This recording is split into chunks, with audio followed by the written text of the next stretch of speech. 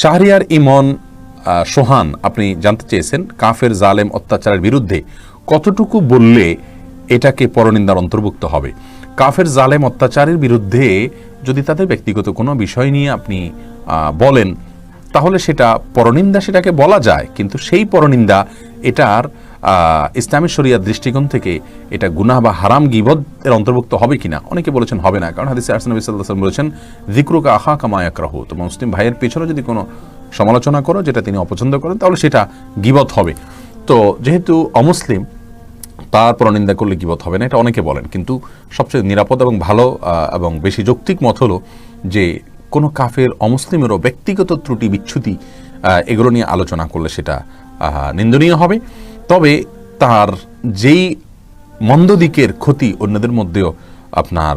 ছড়িয়ে পড়তে পারে বা অন্যদেরকেও গ্রাস করতে পারে সেগুলো নিয়ে আলোচনা করা এবং তার বিশ্বাসগত ত্রুটিগুলো নিয়ে আলোচনা করা অন্যদেরকে সাবধান করার জন্য সেগুলো পরনিন্দার অন্তর্ভুক্ত হবে না।